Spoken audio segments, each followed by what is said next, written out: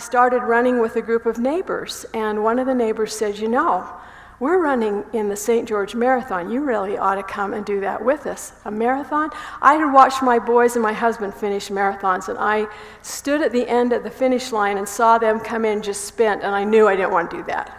Never wanted to do that. But she said, you really should think about it. It was at the same time that our oldest son was preparing to go on a mission. And I knew that he'd be getting up at 6 o'clock in the morning. I knew he'd be studying his scriptures, and then I knew he'd be out doing hard things. And so as he left on his mission, I made a promise to him that I would do the same thing. I would get up at 6 o'clock. I would live a missionary life. I would study my scriptures. And then I would go out and I would run. And so I did that.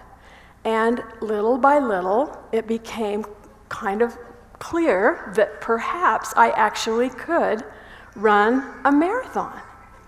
And so I entered with my friend the St. George Marathon.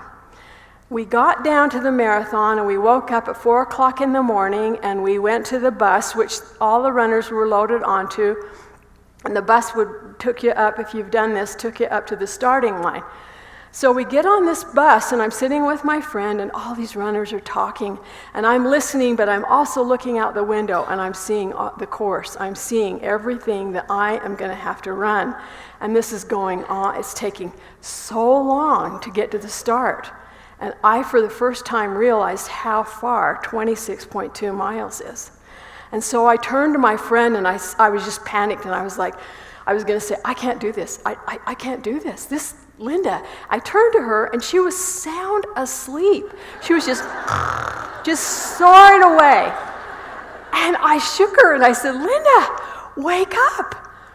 How can you sleep at a moment like this? And she just looked at me, and she said this, and I'll never forget it. She said, I can sleep because we're prepared.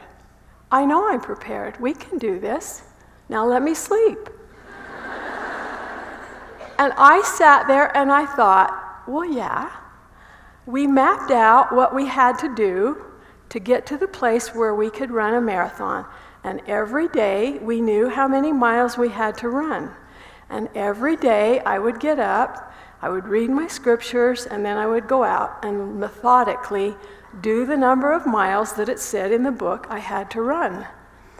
And miraculously enough, it worked. When you're prepared, you can do hard things.